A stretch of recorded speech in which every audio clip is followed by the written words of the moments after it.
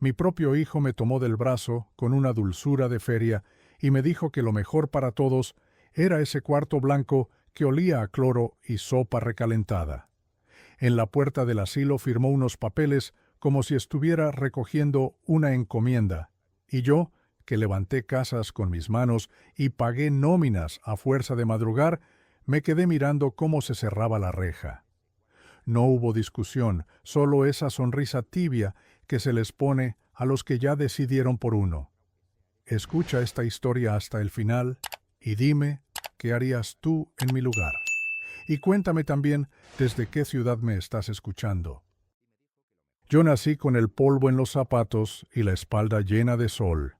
Fui carpintero antes que comerciante, albañil antes que patrón, y aprendí pronto que las tablas no mienten y los ladrillos guardan memoria. En mi pueblito, allá entre cerros pelones y calles de tierra que huelen a tortilla recién inflada, mi nombre se fue haciendo a punta de cumplir. Me casé joven con Magdalena, que en paz descanse, mujer de rebozo firme y ojos como jarritos vidriados.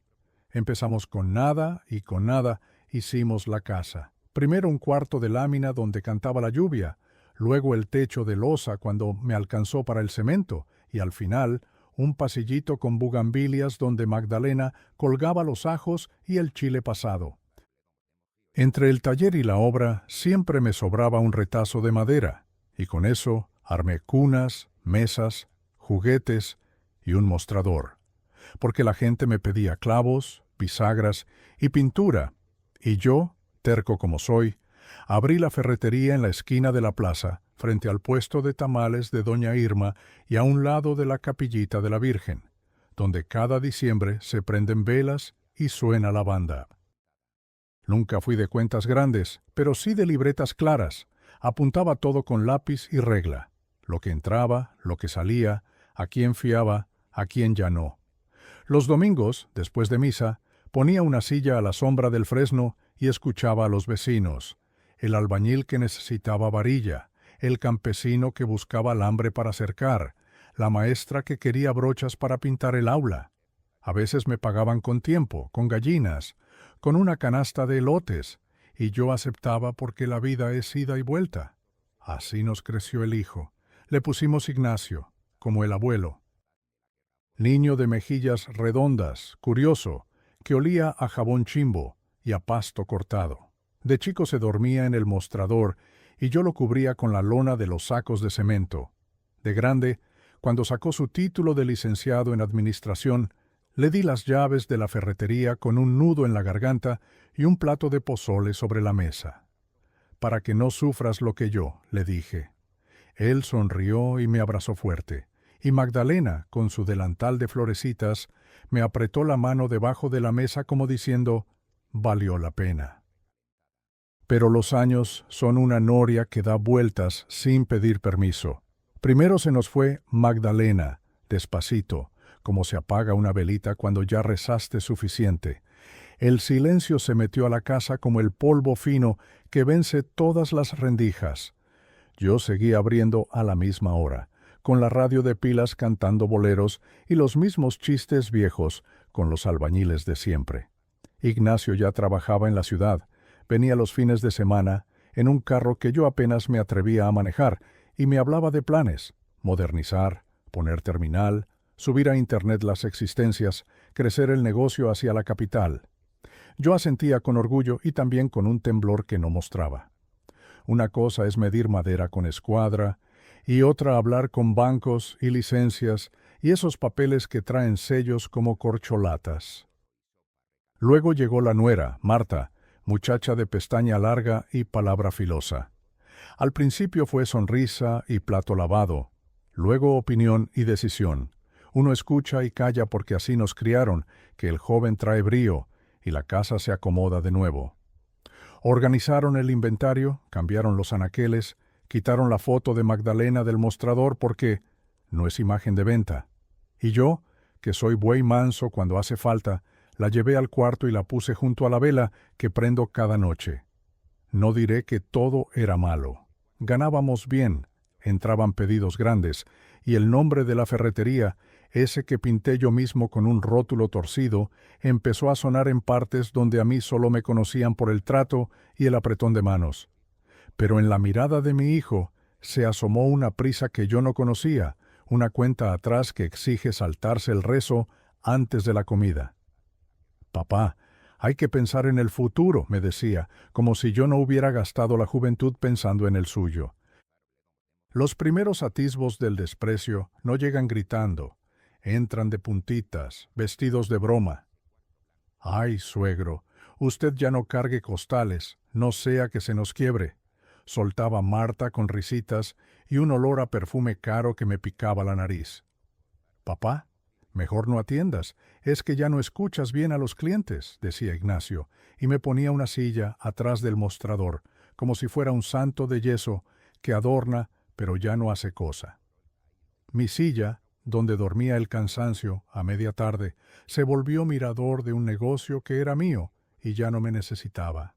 Yo no discutía. La dignidad también sabe ponerse de pie sin ruido. Abría temprano, barría la banqueta, colgaba el cartel de abierto con un hilo que rechinaba y me quedaba mirando la calle, los muchachos que se comían un bolillo con crema, las vecinas que iban por tortillas, el camión polvoso que traía varilla y a veces la banda ensayando para la fiesta del pueblo cuando se rompen piñatas y se prende el cielo con cohetes como si el mundo se volviera muchacho otra vez. El cambio fuerte vino un día de lluvia, esos aguaceros que huelen a hoja de limón y a tierra contenta. Ignacio llegó empapado, dejó el paraguas en la puerta y me habló con tono de notario. «Papá, hay que ordenar papeles, vamos a reestructurar. Tú quédate tranquilo. Firma aquí para que seamos más ágiles. No soy analfabeta, pero tampoco traga letras. Pedí tiempo, pedí leer, pedí entender». Me dio fastidio en la mirada, esa sombra que pone distancia. «Confía, pa», remató. Firmé lo que comprendí y guardé lo que dolía. Esa noche preparé café de olla. Abrí la libreta vieja donde llevo apuntes con letra de carpintero y me quedé viendo la foto de Magdalena.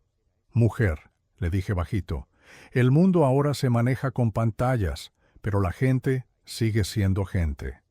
La vela hizo un ruido de aceite y yo supe que era el momento de hacer lo que un hombre hace cuando siente que su nombre empieza a sobrar en su propia puerta, bajar la cabeza, juntar el corazón y medir el alma con la misma regla con que medí siempre las tablas. No diré cómo fue que las palabras «no alcanza» empezaron a colarse en la boca de Ignacio. Al principio eran como cascaritas en el caldo, apenas se notaban. «No alcanzó la venta de esta semana, papá. Hay que apretarse el cinturón». «No alcanzan los proveedores, piden pago, por adelantado». «No alcanza tu vista para revisar facturas, mejor siéntate». A mí me alcanzaban las manos para seguir barriendo, para ajustar una bisagra que se trababa, para encontrar el tornillo exacto que pedía un cliente, ese que ya no entra en ninguna medida salvo en la memoria del que ha armado y desarmado puertas toda la vida. Pero en casa, en esa mesa donde Magdalena servía caldo con epazote y maíz, como si con eso se curaran todas las tristezas, ya no se hablaba de santos ni de fiestas. Se hablaba de flujos, de préstamos, de un futuro que llegaba en gráficos y no en personas. Puede que suene a lamento, pero es puro registro. Cuando un hijo empieza a tratar a su padre como peso muerto, no grita, acomoda.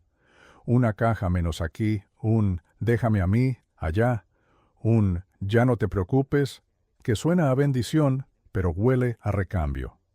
Yo me fui encogiendo hacia adentro sin perder el tamaño, como los árboles que se vuelven sombra y sostén. Hasta que una tarde, con el sol metiéndose por la rendija del zaguán y el canto de un gallo que no supo del reloj, Ignacio me dijo lo que estaba esperando, aunque nunca pensé oírlo en mi propia sala. «Papá, pensamos que lo mejor es que te vayas a un lugar donde te cuiden. Es temporal, en lo que resolvemos la situación del negocio». Yo lo miré despacio, con ese silencio de las cosas que pesan. Marta, al lado, acomodó una sonrisa que no tocó los ojos.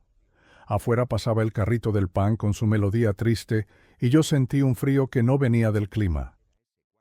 No respondí de golpe. Puse a calentar agua, serví café en 3 tazas, acerqué el azúcar y la canela, como si el ritual pudiera reparar una grieta.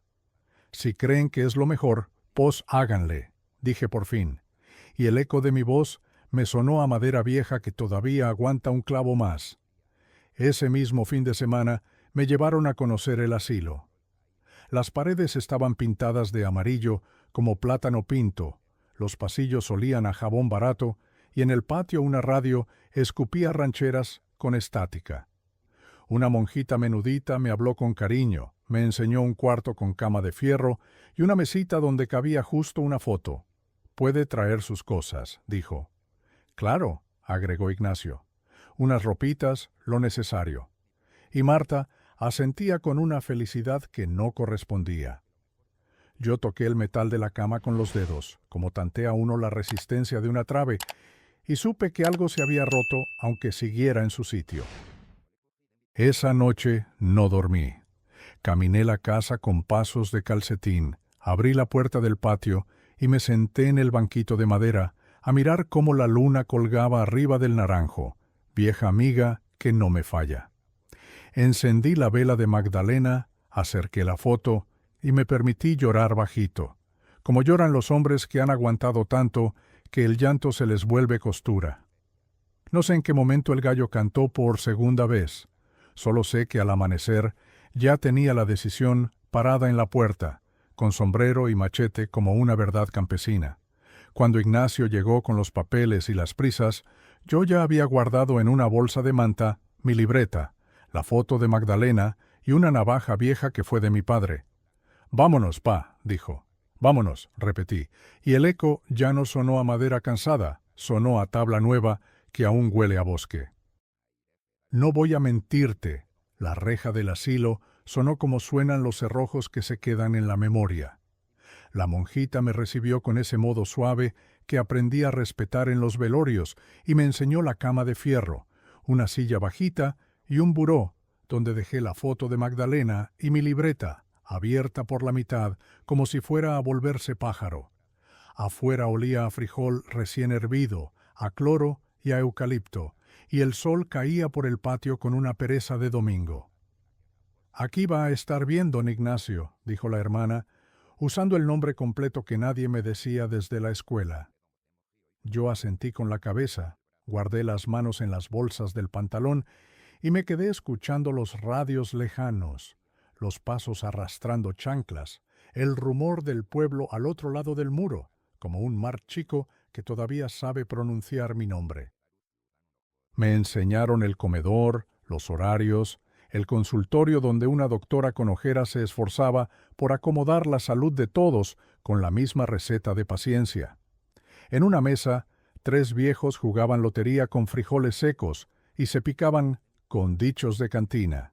Uno, de sombrero ajado, me miró de reojo y me hizo un gesto con la barbilla, ese saludo mínimo de los que saben que no hace falta mucho para reconocerse. «Bienvenido al corral de los que ya no estorban tanto», dijo, y los otros rieron sin malicia. Me senté con ellos a tomar café ralo, miré mis manos apoyadas en la mesa, nudosas como raíces, y supe que resistir no siempre se hace a golpes. A veces se hace a silencio y a memoria. Por la tarde llegó mi hijo con una bolsa de supermercado y una prisa que me raspó los oídos. Traía 2 mudas de ropa, una chamarra ligera y un jabón con olor a montaña que nunca vi en la tienda del centro. Habló con la monjita con voz de trámite, preguntó por horarios de visita, dejó un número anotado en un papel que se iba a deslavar con el sudor de tantas manos, y me besó en la frente como se besa a los santos cuando uno ha perdido la fe. Marta no vino. Mandó un tupper con arroz blanco y una nota con corazones dibujados que me supo a papel. «Papá, es temporal», repitió él, y yo le puse la palma en el hombro y le acomodé la camisa, como cuando era niño, y se iba a un paseo escolar. No dije nada más. Mis palabras estaban ocupadas midiendo el tamaño del hueco que se abría entre su mirada y la mía. La primera noche en el asilo fue una cuerda tensa.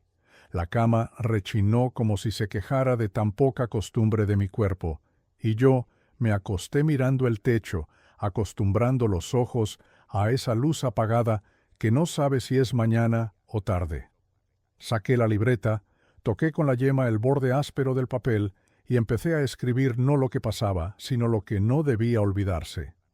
Nombres de proveedores amigos, señas de los que me deben con honor, palabras claves de contratos guardados en cajones que solo mi mano conoce, y 3 o 4 llamadas que se encienden en mi mente como veladoras cuando falta la luz.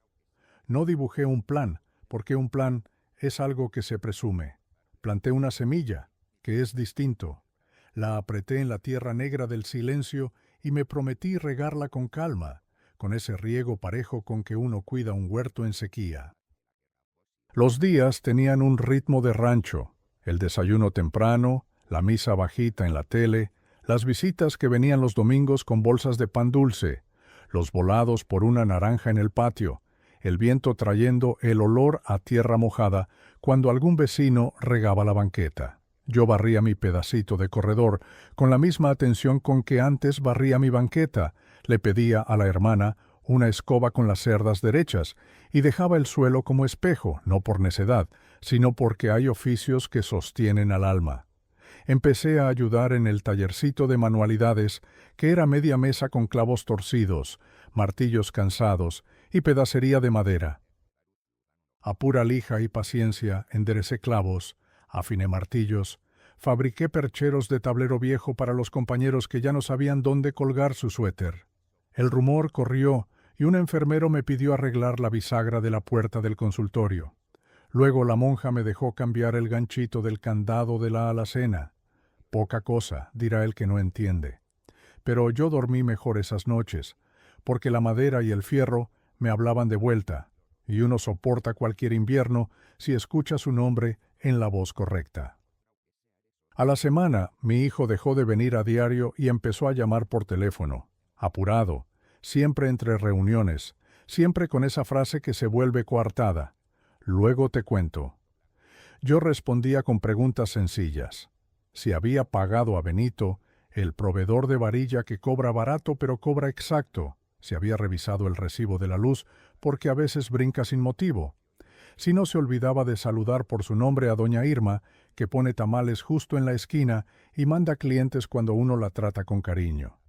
Me decía que sí a todo, pero el sí le sonaba a envase vacío. Un domingo de visita, mirando los jacarandás detrás de la barda y el cielo con ese azul de papel china, me soltó, como quien habla del clima, que estaba evaluando desinvertir en algunos activos para mantener flujo. Lo dijo sin verme a los ojos, y yo sentí que el aire traía un olor a gasolina, esa advertencia que uno conoce desde la infancia. Esa tarde, cuando se fue, me arrimé al compañero del sombrero ajado, que se llama Romualdo, y fue agricultor en la ribera. Tomaba atole con una parsimonia que envidio. Le conté poco, lo justo. Él me escuchó mirando el patio y me dijo sin adornos: el que no sabe de semillas vende la tierra antes de la lluvia. El que sabe, nomás se hace tonto y espera. Me reí con ganas, porque a veces una sola frase te devuelve la postura de los hombros. ¿Y si no llueve?, le pregunté. Romualdo chupó el diente, escupió pa' un ladito y musitó: siempre llueve, nomás que uno no siempre está donde cae. Me guardé esas palabras en la bolsa como se guarda un cuchillo pequeño, no para herir, para cortar la cuerda a su tiempo. Entonces empecé a pedir favores de los que no se escriben. Le dije al enfermero que me dejara hacer la lista de compras para el tallercito. Pasé por la papelería del barrio con una hermana y saludé a don Chuy, que de joven me compraba clavos sueltos cuando armaba sus primeros marcos de puertas. Le dejé caer, como quien no quiere la cosa, que estaba enrachado el negocio de la ferretería, pero que la cosa venía rancia, y vi cómo su ceja hacía ese brinquito que delata a los que huelen noticia. No es chisme, es agua. Uno la suelta, y si el terreno es propicio, corre solita hasta donde tiene que llegar. En el asilo, a cambio de arreglar la cerradura del almacén, me dieron permiso de atender la puerta cuando no había visitas, Yo abría, cerraba, y cada bisagra me decía su propio secreto. A ratos, sentado en la sombra, repasaba los nombres de mi libreta y el hilo de mis años, como quien recuenta semillas antes de la siembra. Un mediodía, Marta se apareció sola, con lentes oscuros y ese perfume que llena antes que la persona. Traía un pastelito en caja y un discurso enlatado. Habló de oportunidades, de una oferta que no se podía dejar pasar, de una bodega que ya no tiene sentido conservar. Me pidió mi firma para destrabar un trámite mínimo. Le sostuve la mirada con la práctica del padre que ya ha visto berrinches en todos los tamaños, y le pedí que se sentara a probar el guisado que habían hecho en cocina, un caldito de res con epazote que parecía medicina. No probó bocado. «Es urgente, don Ignacio», dijo al fin, apretando la bolsa contra el pecho como si defendiera un animalito. «Lo urgente casi nunca es lo importante», respondí, y la vi azorarse, porque a los que viven de apuro los desarma una sola frase quieta. Se fue con la caja intacta. La monjita, que ve todo sin mirar, me dejó en la mesa el pedacito de pastel y un vaso con leche, como se premia a los niños cuando han sobrevivido a una tarde difícil. Esa noche abrí la libreta. Mis dedos hicieron nido sobre la hoja y escribí una oración que no me enseñó ningún catecismo: que no me falte el temple, que no me falte la astucia sin maldad, que la lealtad encuentre su camino. No suelo pedir señales, pero al terminar se apagó la luz del corredor y un relámpago sacudió el cielo, de esos que cortan la respiración y te hacen recordar que uno es pequeño y amado. Me dormí con la certeza de que el tiempo se había puesto de mi lado, como un viejo perro que regresa a acostarse a tus pies después de haber olfateado toda la noche. A la mañana siguiente, antes del desayuno, la hermana tocó a la puerta con su mano chiquita. «Le llaman, don Ignacio», dijo, y me alcanzó el teléfono con cuidado, como si fuera un pajarito herido. Reconocí la voz al primer susurro. No puedo escribir aquí su nombre, pero es de esos hombres que cruzan la plaza con un saludo que pesa. Habló bajo, como se habla en sacristía. Había escuchado cosas. Quería saber si era cierto que mi ferretería estaba en aprietos, si necesitaba algo.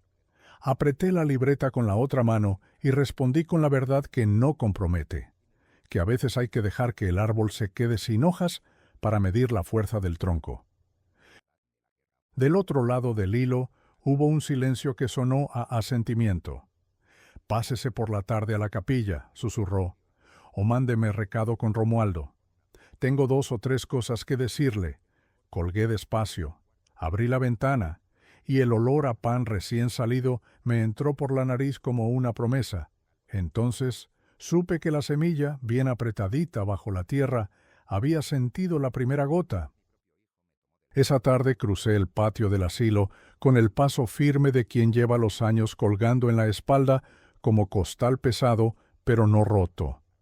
Romualdo me esperaba en la banca de piedra junto al árbol de guayaba, mascando despacio un trozo de caña que parecía durar para siempre. «¿Qué tal, vecino?», me dijo sin voltear, como si ya supiera que iba a sentarme a su lado. Le conté de la llamada, bajito, como se cuentan los secretos cuando la tierra todavía no está lista para la siembra. Él escuchó sin interrumpir y cuando terminé, escupió un resto de caña al suelo y murmuró: «El río sabe volver a su cauce, nomás no hay que estorbarle». Yo asentí en silencio, y ese silencio fue más fuerte que cualquier juramento. A la caída de la tarde, la hermana me permitió salir al pueblo acompañado por un enfermero. Caminé despacio por la calle empedrada que huele a pan dulce y a leña, hasta la capillita donde las velas tiemblan con el aire de siempre. El hombre que me había llamado estaba sentado en la penumbra, con sombrero en mano, como si esperara confesión. No hacía falta rodeos.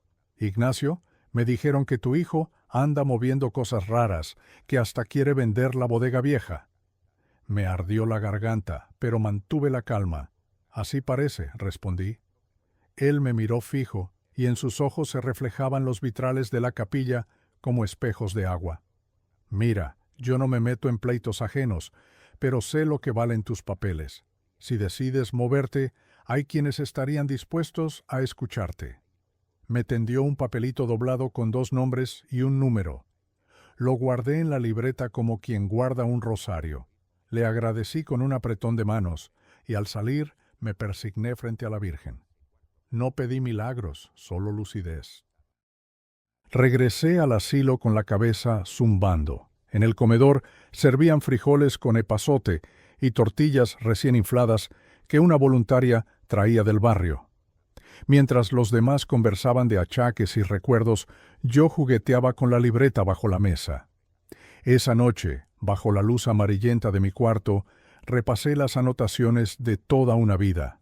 Nombres de proveedores, fechas de compras, acuerdos de palabra que todavía tienen peso. Era como mirar un mapa donde cada trazo lleva de regreso a casa.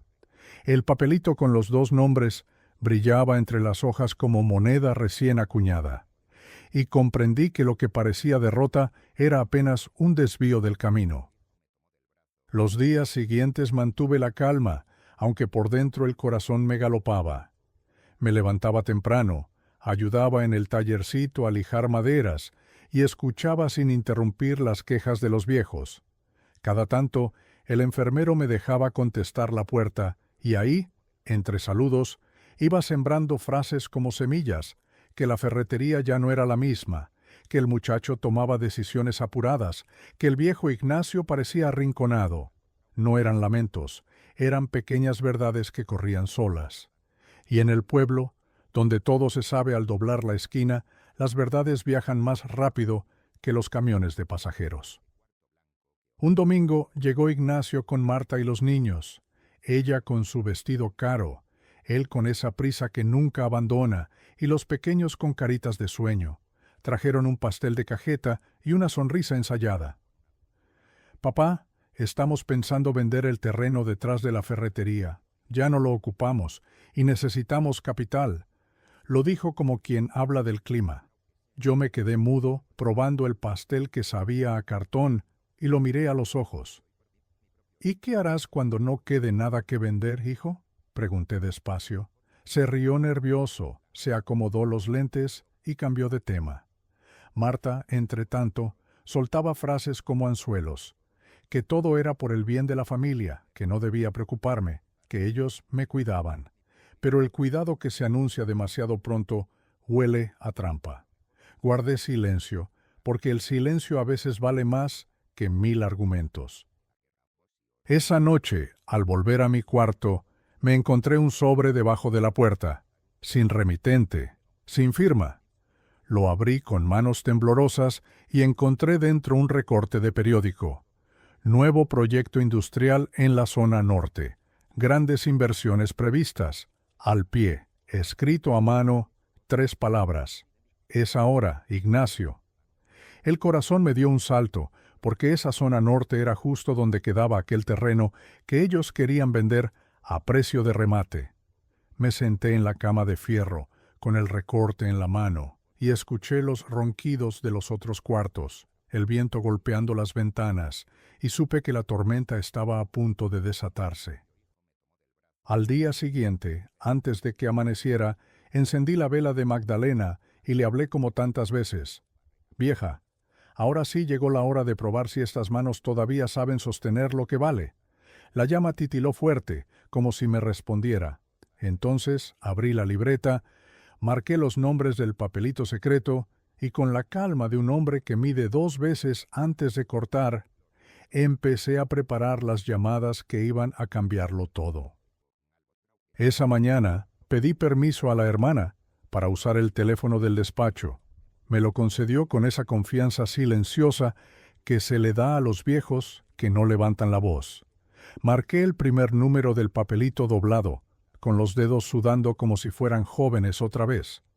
Al tercer timbrazo contestó una voz grave, de esas que no pierden tiempo. Me presenté con nombre completo, aclaré de dónde llamaba y hubo un silencio que pesó. «Ignacio, supe de usted en la capilla», respondió la voz. «Dígame qué necesita». Tragué saliva y hablé despacio, como quien clava un clavo sin apuro. Necesito poner a salvo lo que es mío antes de que otros lo malbaraten. El hombre rió bajo, sin burla, y me pidió que nos viéramos pronto. Acordamos un encuentro en el café frente a la plaza, discreto, como se hacen las cosas que importan. Colgué y marqué el segundo número. Contestó una mujer de voz firme, con un dejo de oficina y polvo de carretera. Soy la licenciada Beltrán. ¿Quién habla? Me presenté otra vez, y ella no se sorprendió. Ya me hablaron de usted, don Ignacio. Traiga los papeles y vemos cómo se protege lo suyo. Sentí que el pecho se me abría como cuando uno respira aire frío en la sierra. Agradecí, apunté la cita para la semana siguiente y colgué. La hermana entró con una charola de café aguado y pan duro. Me sonrió sin preguntar nada, y ese silencio suyo fue bendición. Bebí el café como si fuera vino nuevo, y sentí que la semilla germinaba bajo tierra. Los días siguientes se volvieron más lentos, como cuando el reloj parece querer probar la paciencia. Ayudaba a los viejos a arreglar bastones, clavaba tablas en las sillas flojas, y me quedaba largo rato mirando la libreta, repasando cada nombre y cada cifra.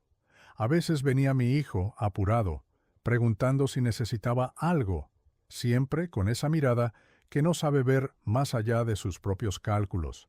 Me hablaba de reestructurar, de optimizar recursos, palabras que en su boca sonaban como martillazos torcidos.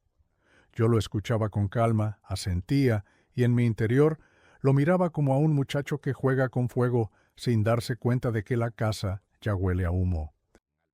El domingo siguiente, cuando el reloj marcaba las 10, pedí permiso para salir con Romualdo. Caminamos despacio por la calle empedrada hasta el café frente a la plaza. Allí estaba el hombre de sombrero gris, sentado en la mesa de la esquina, con un pocillo de barro en la mano. Me levantó la vista y me saludó con un gesto leve. Nos sentamos, pedimos café de olla y pan dulce y empezamos a hablar. No hubo rodeos. Quería saber qué papeles tenía, en qué condiciones y qué tan dispuesto estaba a moverlos. Le conté de los terrenos, de la bodega, de los documentos guardados en un cajón con doble llave. Hablé con voz baja pero firme, y él asentía de tanto en tanto. «Mire, don Ignacio», dijo al fin, «eso que usted guarda vale más de lo que su hijo imagina. Pero si no se mueve pronto, lo van a vender por migajas. Yo puedo ayudarle a que eso no pase». Sus palabras eran clavos derechitos, cada uno entrando al lugar exacto. Lo miré fijo y le respondí, «No busco venganza, busco dignidad. Si usted me puede asegurar eso, tenemos trato». Me tendió la mano, y la apreté con la misma fuerza con que antes cerraba tratos de palabra en la ferretería. Regresé al asilo con el alma en calma y los pasos firmes. Esa noche escribí en la libreta una sola frase: «La madera vieja cruje, pero no se quiebra». Luego guardé el papelito con los nombres en medio de la foto de Magdalena, como si quisiera que ella también estuviera al tanto. El silencio del cuarto fue mi cómplice. Afuera, el viento movía las ramas de los jacarandás y cada hoja que caía me recordaba que lo viejo, si sabe esperar, siempre encuentra su lugar en la tierra. 2 días después llegó Marta sola, con cara de urgencia y perfume demasiado fuerte. Traía un folder bajo el brazo y una sonrisa que no llegaba a los ojos. «Don Ignacio, necesitamos que firme unos papeles. Es por el bien del negocio, solo trámites». Me tendió la hoja y yo la sostuve sin mirarla. Con calma saqué mis lentes, los puse en la nariz y fingí leer despacio. En realidad no necesitaba leer. El olor a trampa se sentía a distancia. Le devolví el papel intacto. «Marta, lo urgente casi nunca es lo importante. Y esto, lo siento, no me huele a importante». La vi tensarse, morderse el labio y guardarse el folder con un chasquido. Se levantó sin despedirse y yo me quedé mirando cómo se alejaba, sintiendo que el río ya había empezado a cambiar de cauce. Esa noche, en el patio del asilo, Romualdo se sentó a mi lado, mascando otra vez su caña. «¿Y bien?», preguntó. Yo le conté todo, y él sonrió con esos dientes amarillentos que todavía saben morder la vida. Pues ya ve, compadre, la tormenta está encima, pero el que sabe dónde se esconde la semilla no le teme al aguacero. Nos quedamos callados, mirando el cielo cargado de nubes, y en ese silencio sentí que la decisión estaba hecha. Al día siguiente, la licenciada Beltrán me esperaba con los papeles listos, y yo iba a dar el paso que cambiaría el rumbo de todo. Me levanté antes que cantara el gallo. El asilo todavía dormía, las luces del pasillo titilaban como velas cansadas y el aire olía a humedad vieja. Me puse la chamarra de mezclilla, guardé la libreta y la foto de Magdalena en la bolsa interior, y salí al encuentro con la licenciada Beltrán. La hermana me prestó un rosario pequeño para que lo acompañe, dijo, sin hacer preguntas, como quien sabe que los viejos también guardamos batallas que no se cuentan.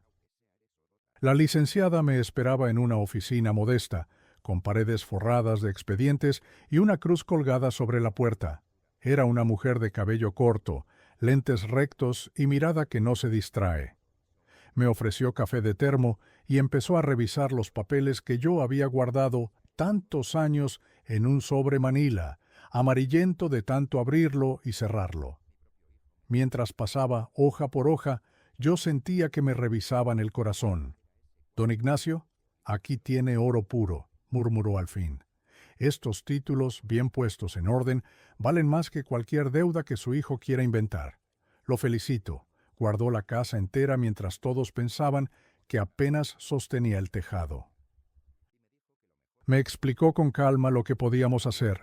Un fideicomiso, dijo, para que nada pueda venderse sin mi firma, una donación parcial en vida, para que los nietos queden protegidos, y un blindaje legal que pondría a salvo la bodega y los terrenos, aunque Ignacio y Marta quisieran mover cielo y tierra. Yo escuchaba despacio, asintiendo, y por dentro sentía la misma emoción que cuando de joven levanté la primera pared de mi casa, saber que cada ladrillo que pones es un muro contra el olvido. «¿Está seguro de querer esto, don Ignacio?», preguntó. «Más seguro que nunca», respondí, y firmé, con la mano temblando un poco, pero con la voluntad firme como roble viejo. Al salir, la plaza estaba llena de niños corriendo con globos y madres comprando pan en los puestos. El aire olía a tamales recién sacados de la olla y a sudor de caballo. Me senté en una banca bajo la sombra de un laurel y respiré hondo. Recordé a Magdalena, su risa cuando comprábamos ropa usada en el tianguis, su fe en que algún día Ignacio tendría estudios, su manera de decir, «Aguanta, viejo, todo se acomoda». Cerré los ojos y sentí que ella estaba ahí, dándome palmadas en la espalda. Los días siguientes, la calma aparente volvió al asilo. Yo seguí lijando maderas en el taller, ayudando a los otros a arreglar relojes viejos y bisagras flojas. Pero por dentro, sabía que el río estaba cambiando de cauce. Cada llamada de la licenciada era un ladrillo más en la muralla que estaba levantando para proteger lo mío. Me habló de cuentas nuevas en el banco, de firmas registradas, de testigos legales. «En una semana todo estará en regla», me dijo, y yo asentí, guardando cada palabra como quien guarda semillas en la troj antes de la siembra. Ignacio vino un jueves con el ceño fruncido. Se sentó frente a mí con la misma sonrisa ensayada de siempre, pero sus manos lo traicionaban. Tamborileaban sobre la mesa con nerviosismo. «Papá, necesitamos que entiendas. El negocio no puede sostenerse solo. Hay ofertas por los terrenos, y lo mejor sería vender antes de que pierdan valor».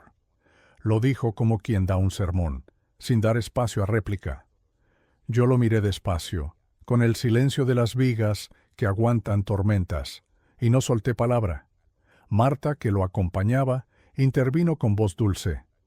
«Don Ignacio, es lo más conveniente. Usted no tiene que preocuparse por nada, nosotros nos encargamos». Yo sonreí con calma y respondí apenas, «Déjenme pensarlo». Ellos se miraron cómplices, convencidos de que me habían acorralado. Esa noche, en el cuarto del asilo, Abrí la libreta y escribí solo una línea. Ya no me arrebatan nada. Ahora son ellos los que no saben lo que se viene. Guardé el lápiz, recé bajito, y me dormí escuchando la lluvia que golpeaba el techo de lámina como tambor de guerra. Sabía que el día de la revelación estaba cada vez más cerca y que pronto Ignacio descubriría que el viejo que creía acabado todavía tenía más herramientas en la caja de las que él podía imaginar. El domingo amaneció con campanas de misa y olor a pan dulce que llegaba desde la calle. En el asilo, los viejos se preparaban para las visitas. Se peinaban con agua de la llave, se acomodaban la camisa menos arrugada y algunos hasta lustraban zapatos con servilletas de papel. Yo, en cambio, me quedé quieto en mi cuarto, repasando los papeles recién sellados por la licenciada Beltrán. El sonido del timbre de la entrada me sacudió el pecho.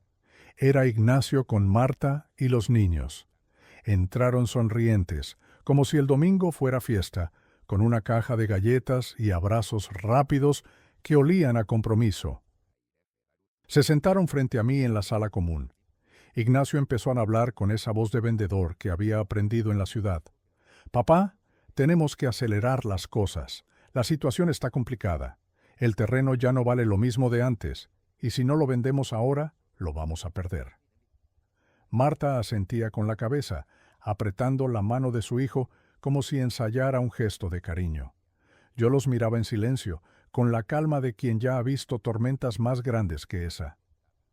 «Papá, por favor, confía en mí», insistió Ignacio. «Es por tu bien también». No respondí enseguida. Saqué de mi bolsa la foto de Magdalena y la puse sobre la mesa, mirando hacia ellos. «Tu madre siempre decía que la prisa es mala consejera», murmuré. Marta bufó apenas, y mi hijo se removió en la silla, incómodo. Los niños corrían por el patio del asilo, jugando entre los corredores, ajenos al veneno que se respiraba en esa mesa. Yo los seguía con la mirada, recordando cuando Ignacio era así de pequeño y me pedía que le comprara un trompo en la feria del pueblo. El silencio se volvió pesado, y Marta lo rompió de golpe. «Don Ignacio, usted no entiende. Estamos cargando con todos los gastos. Lo mínimo que puede hacer es facilitar las cosas». Sus palabras cayeron como martillazos, sin dulzura. Ignacio trató de suavizarla, pero ya era tarde. El aire se había llenado de verdad. Yo sonreí, tranquilo, y respondí: «Tal vez tengan razón. Tal vez lo mejor sea dejar que todo se acomode solo». Ellos respiraron aliviados, creyendo que había cedido. Pero por dentro yo sabía que acababa de darles la última soga para que ellos solos se enredaran. Esa misma tarde pedí a Romualdo que me acompañara a la capilla.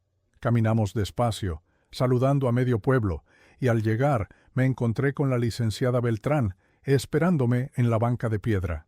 Me entregó un sobre cerrado con el sello del notario. «Aquí está todo en regla, don Ignacio. Sus bienes ya no pueden tocarse sin su voluntad. Ni su hijo ni su nuera tienen forma de mover un ladrillo sin que usted lo autorice». Tomé el sobre con manos temblorosas, agradecí y lo guardé bajo la chamarra, junto al corazón. «Ahora sí puede dormir tranquilo», agregó ella. Pero yo no pensaba dormir. Pensaba esperar el momento exacto en que la verdad se revelara sola, como el sol cuando rompe la niebla. Volvimos al asilo con la tarde cayendo. Los otros viejos jugaban dominó, las monjas servían té de canela y el mundo parecía en paz. Yo me senté en mi cama de fierro, abrí la libreta y escribí una frase que me salió del alma: «El que siembra paciencia, cosecha justicia». Luego apagué la luz, cerré los ojos y me dejé arrullar por los rezos bajitos que venían del pasillo. Sabía que Ignacio y Marta ya habían hecho planes, que contaban con una victoria que no les pertenecía y que pronto la realidad les caería encima con el peso de una losa.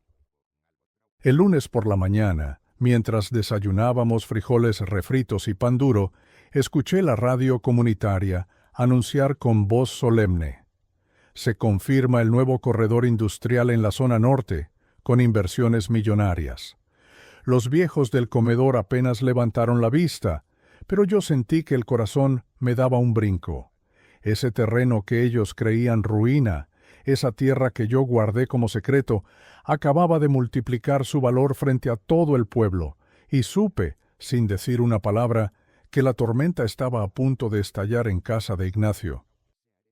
Esa misma tarde, Ignacio llegó al asilo con el rostro desencajado, como si hubiera corrido bajo el sol del mediodía. No venía con Marta ni con los niños, venía solo, con la camisa mal abotonada y el sudor marcándole la frente. Apenas me vio, se sentó frente a mí en la sala común, con las manos crispadas sobre las rodillas. «Papá, ¿vos sabías lo del corredor industrial?», soltó sin rodeos.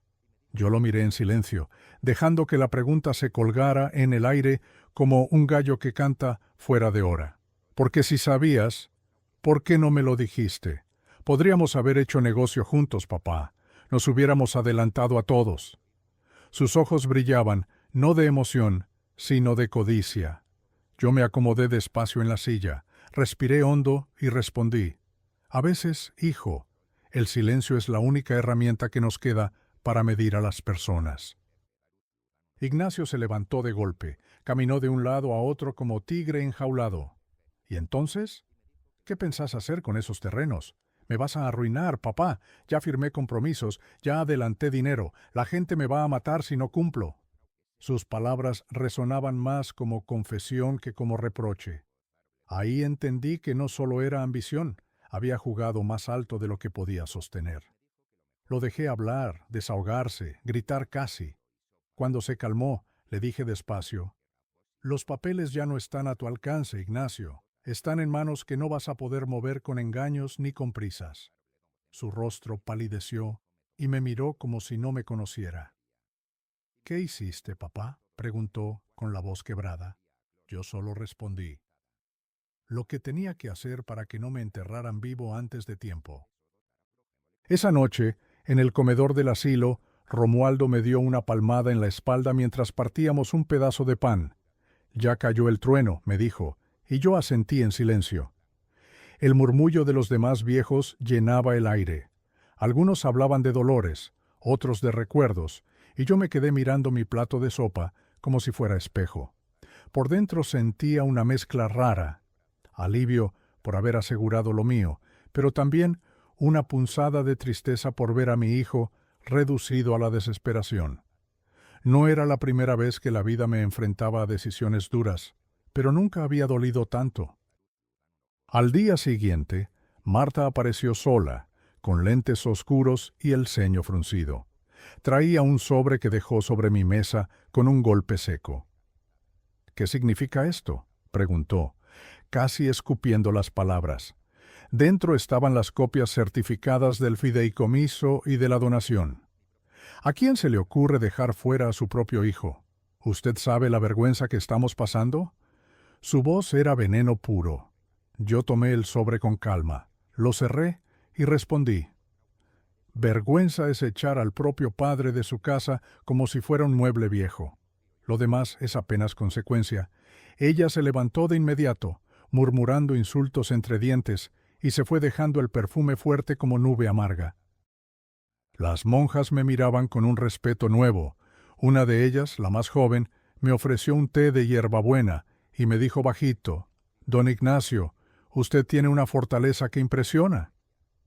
Yo sonreí apenas, porque sabía que no era fortaleza, era necesidad. Esa noche encendí la vela de Magdalena, acerqué la foto y le hablé como tantas veces: «Vieja, ya está todo hecho, ahora que venga lo que tenga que venir». Y el silencio de la habitación me respondió con una paz extraña, como si la batalla más dura ya se hubiera peleado. 2 días después, la licenciada Beltrán vino a verme al asilo. Me entregó una carpeta con todos los documentos finales. «Don Ignacio, ahora sí, no hay marcha atrás. Sus bienes están protegidos. Y le diré algo más. Con lo del corredor industrial, usted ya no solo está a salvo, es un hombre rico». Sentí un escalofrío recorrerme la espalda. No sonreí, no levanté la voz. Solo acaricié la libreta. como si en esas páginas escritas con lápiz se resumiera toda mi vida. Rico, pensé, pero más rico en lecciones que en billetes. Esa noche escribí en la libreta: el dinero protege la casa, pero la dignidad protege el alma, y esa ya nadie me la quita. Luego apagué la luz, escuché la lluvia golpear el techo, y supe que la verdadera tormenta apenas estaba empezando. El viernes, al mediodía, cuando el sol pegaba fuerte sobre las láminas del techo del asilo, apareció Ignacio otra vez. No traía a Marta ni a los niños, venía solo, con la mirada apagada y la voz quebrada. Se sentó frente a mí en el patio, donde yo lijaba un pedazo de madera para hacer un perchero. Me observó un rato en silencio, hasta que soltó: «Papá, lo arruiné todo. Aposté con los terrenos, adelanté dinero, y ahora todos saben que ya no están a mi nombre. Me llaman, me reclaman, me amenazan. ¿Por qué no me confiaste desde el principio?» Su voz se quebró como vidrio.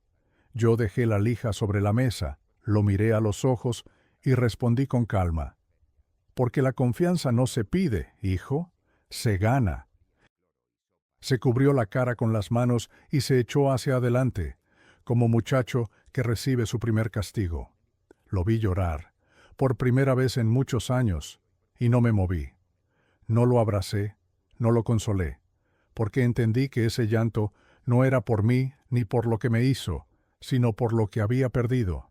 Cuando se calmó un poco, me dijo: «Papá, no nos deje en la calle.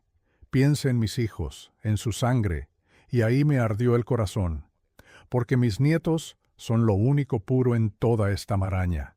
Le respondí despacio: «Ellos no se van a quedar sin nada. Pero vos, Ignacio, vos tenés que aprender lo que significa echar a tu padre como si fuera un estorbo. Esa lección nadie más puede darte». Esa misma tarde, mientras él se iba cabizbajo, recibí la visita inesperada de los niños. La hermana los había dejado pasar, y corrieron hacia mí con dibujos hechos en hojas de cuaderno. «Abuelo, este sos vos con tu ferretería», dijo el mayor, mostrándome un garabato lleno de colores. La más pequeña me abrazó fuerte y me susurró: «No te vayas lejos nunca». Sentí un nudo en la garganta. Les serví agua fresca en vasos de plástico, y nos sentamos en el patio a comer pan duro como si fuera festín. Ellos no tenían culpa de nada, y me lo repetía como mantra para no dejar que la rabia se llevara lo poco que quedaba de ternura. Cuando se marcharon, me quedé solo con Romualdo, que fumaba un cigarro escondido en la esquina del patio. Me miró de reojo y dijo: «¿Ves, compadre?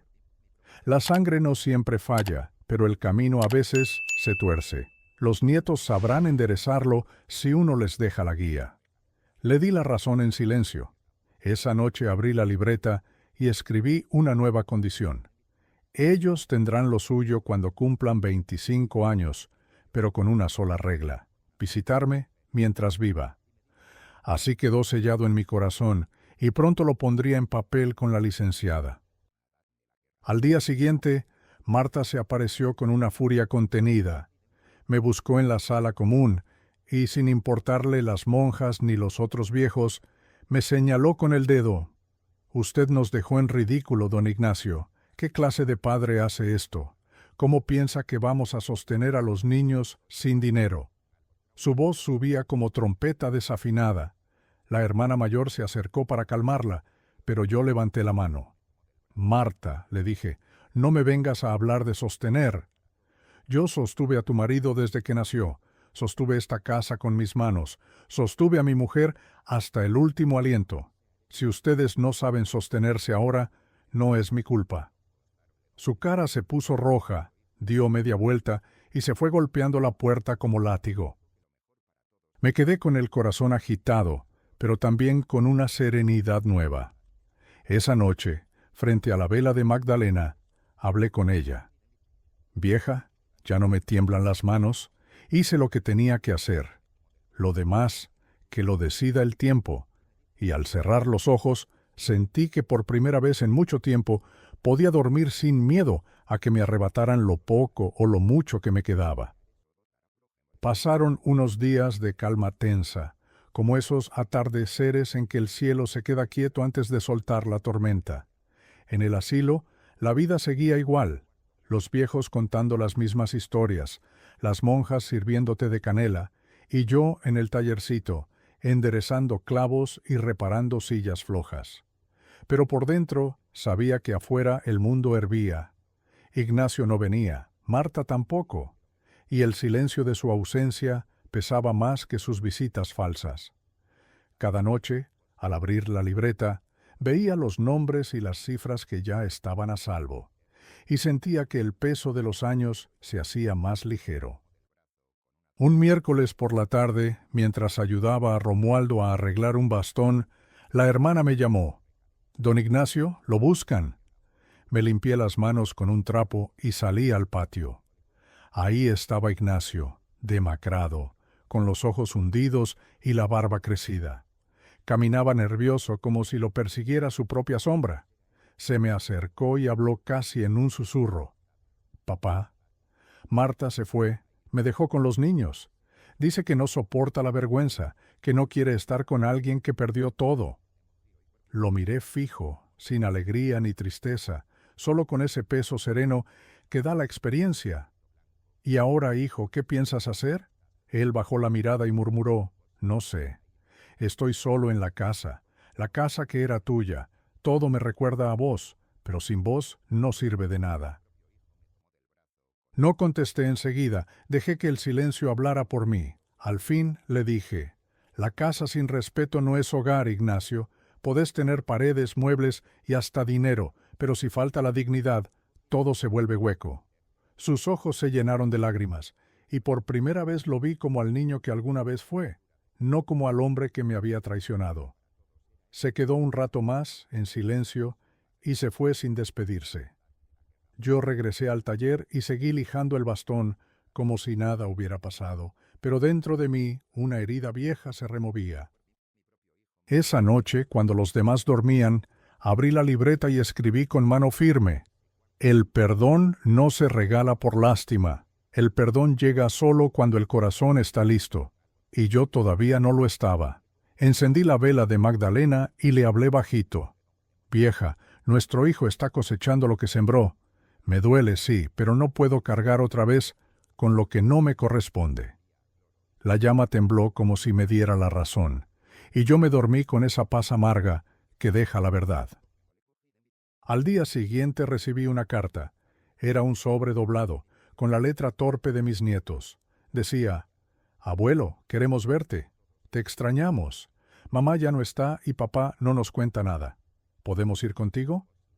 Al final había un dibujo: un hombre de bastón junto a dos niños bajo un sol grande. Se me aguaron los ojos. Supe en ese momento que la vida me estaba ofreciendo un nuevo comienzo, no con mi hijo, sino con esos pequeños que aún podían aprender lo que realmente significa tener familia. Guardé la carta dentro de la libreta, junto a los papeles de la licenciada, y me prometí que, pasara lo que pasara, mis nietos nunca conocerían el abandono que yo sentí, porque si algo me quedaba claro a mis 70 y tantos años, era que la herencia más grande no son los terrenos ni el dinero, sino el ejemplo que uno deja grabado en la memoria de los que vienen detrás. El domingo siguiente, la hermana me avisó que me esperaban en la sala de visitas. Al entrar, ahí estaban mis nietos, con los ojos brillantes y una timidez dulce. Corrieron a abrazarme, y yo los apreté contra el pecho como si fueran mi último tesoro. Sentí que en ese instante todo el dolor, la traición y la soledad se volvían livianos. Les serví agua fresca y partimos pan dulce en tres, y hablamos de cosas sencillas: la escuela, los juegos, las fiestas del barrio. Ninguno mencionó a Ignacio ni a Marta. Ellos buscaban a su abuelo, nada más. Y yo les prometí, sin palabras, que siempre lo tendrían. Esa tarde, después de que se fueron, me quedé mirando la carta que me habían traído antes y supe que el futuro ya no pesaba sobre mis hombros. El fideicomiso estaba hecho, mis decisiones eran firmes y mi alma, aunque golpeada, descansaba en paz. Ignacio vendría después o no. Pediría perdón o no. Pero eso ya no era lo importante. Lo importante era que yo había recuperado mi dignidad, que no había dejado que me arrinconaran como a un mueble viejo, que había elegido empezar de nuevo, aunque los años me doblaran la espalda. Poco después conocí a Esperanza, una mujer sencilla que ayudaba como voluntaria en el comedor infantil del barrio. Vi en ella la misma luz que en su nombre, y entre charlas, risas y silencios compartidos, descubrí que la vida todavía podía darme compañía. Caminamos juntos por el parque, compartimos café en tazas de barro, y con el tiempo nos hicimos inseparables. Cuando decidimos casarnos por civil, lo hicimos con una ceremonia pequeña, rodeados de amigos y de los niños del comedor, que me decían abuelo, sin llevar mi sangre. Ese día sentí que no había perdido, sino ganado una familia nueva. Hoy, a mis 75 años, me levanto con la tranquilidad de quien sabe que ya no debe nada. Camino cada mañana entre los jacarandás, escucho el murmullo de la ciudad que sigue adelante, y sé que lo que me sostiene no son los billetes ni los terrenos, sino la paz de haber puesto límites y la certeza de que nunca es tarde para empezar otra vez. A veces pienso en Ignacio, en cómo estaría todo si las cosas hubieran sido diferentes, pero enseguida recuerdo que cada quien escribe su historia con las manos que tiene y con las decisiones que toma. Y ahora me pregunto, ¿qué pesa más en la vida de una persona mayor, el dinero que guarda o el respeto que recibe?